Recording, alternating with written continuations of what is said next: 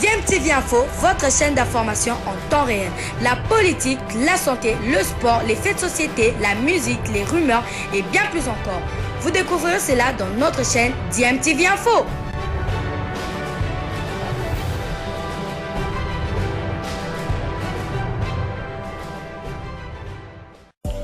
Vous êtes sur DMTV, bonjour ou bonsoir, tout dépend de l'heure à laquelle vous nous suivez. Tout plaisir est pour nous de vous retrouver, mais surtout de savoir que vous êtes nombreux en train de suivre votre chaîne YouTube DMTV. DMTV qui vous propose l'actualité, vous propose également des analyses et des réflexions sur des sujets d'actualité, sur des faits sociaux, tout simplement sur des réalités que nous observons ici chez nous en République démocratique du Congo. Le Daring Club Motema Pembe jouera la phase de groupe avec un effectif de 24 joueurs. C'est la plus grande nouvelle dans les quartiers généraux des Immaculés après la réintégration des 5 joueurs qui ont vu leur contrat être résilié. Le club vert et blanc de Kinshasa peut s'estimer heureux après que la Confédération africaine de football, dans une correspondance adressée au club via la Fédération congolaise de football association, l'ait autorisé à enregistrer plus de joueurs supplémentaires pour la phase de groupe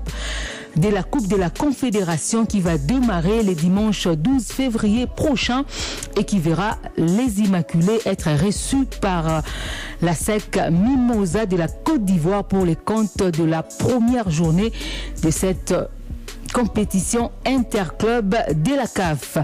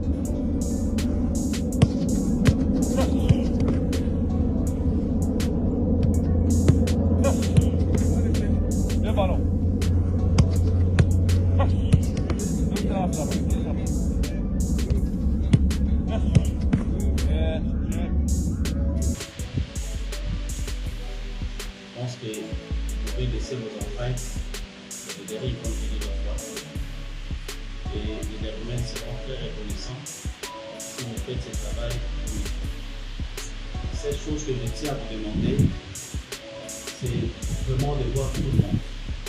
Il n'y a pas de particulier.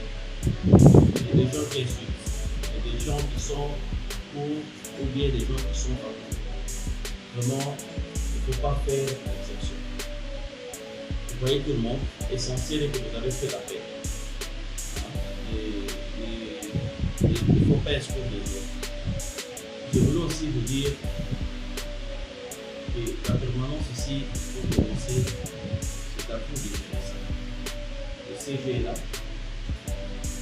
C'est à vous de voir ce qu'il faut faire. Ça demande des gens qui doivent travailler. Très bientôt, j'attends le retour de papa. Nous allons inaugurer notre siège administratif dans les jours qui viennent. On devait travailler à connivence déjà maintenant avec le CG pour mettre des gens qui peuvent travailler ici. Il faut que ça soit fort. Il faut que les suivons, il faut qu'il y ait déjà la réflexion. Il faut voir avec lui parce qu'on compte sur vous. Vous avez demandé dans un premier temps, vraiment dans toute urgence. On est déjà en pleine compétition. L'équipe joue, mais ils sont très mal encadrés. Très mal encadrés. Commençons par l'entraînement et les matchs. Donc, il faut vraiment mettre une solution le plus tôt possible. Il faut regarder aussi rapidement une petite comité pour remettre en place les encadreurs. Les encadreurs pour les recettes, les encadreurs qui peuvent nous accompagner.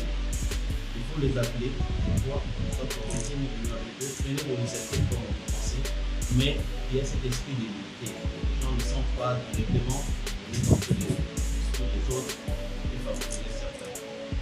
Donc, vous avez ces recommandations qui sont vraiment très urgentes à mettre en place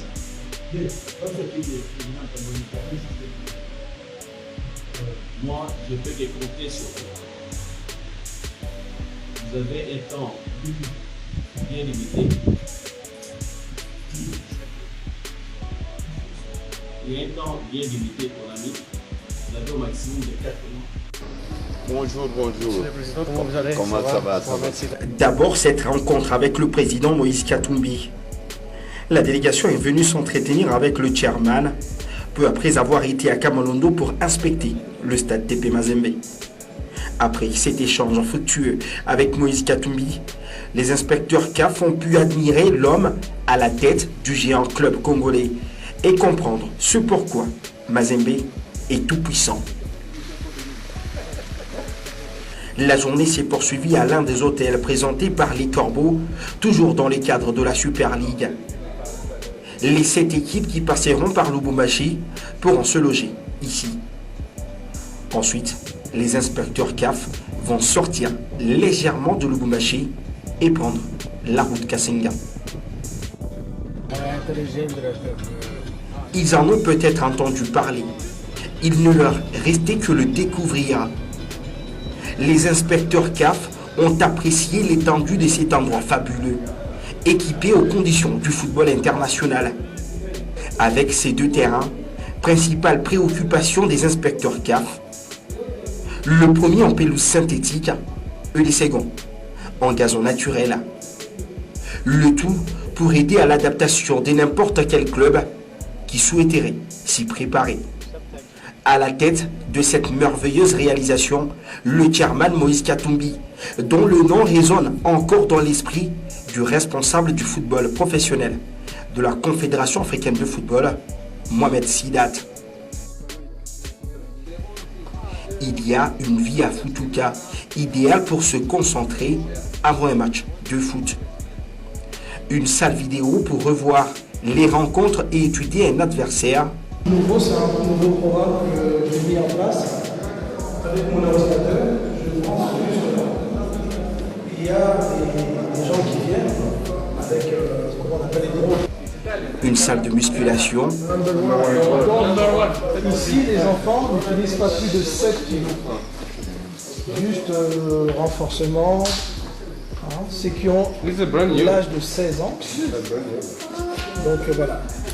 Bon. On a tout, nous-mêmes aussi on profite de ça. Des chambres. Que ce soit propre tous les jours. Il y a les mamans qui nettoient, mais eux-mêmes aussi. Le tout perdu entre une belle nature qui arrose un air frais sur la demeure. Il faudrait, sans l'ombre d'un doute, être Moïse Katumbi pour réussir ça. Un magnifique centre, secret de nombreuses réussites, de nouveaux talents du football à l'actif du TP Mazembe. Les écoliers de la Katumbi Football Academy ont été surpris par cette visite en plein cours d'anglais. Oui, d'où? D'où? Pourquoi d'où?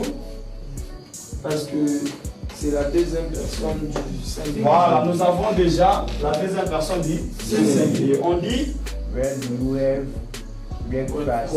do you ever breakfast? Voilà, merci. Et la troisième phrase.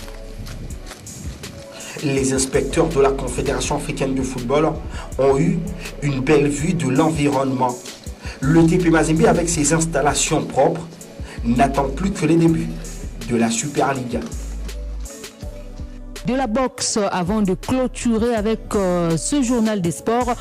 Encore une autre confrontation congolo-marocaine entre Pitaka Beji et Mohamed Assaguir dans la catégorie de moins de 80 kilos. Des retrouvailles entre 2 boxeurs qui se connaissent très bien pour s'être déjà croisés à 2 reprises. Le Marocain avait battu Pitaka Beji à Dakar en quart de finale des Jeux Olympiques de Tokyo et Pitaka Beji avait pris sa revanche en le battant à Maputo en finale des derniers championnats d'Afrique des Nations. C'est donc un combat entre le champion d'Afrique en titre, les Congolais, et son vice-champion, le Marocain Mohamed Assaguir. Vous aurez donc les résultats de ce combat dans nos prochaines éditions du Journal des Sports.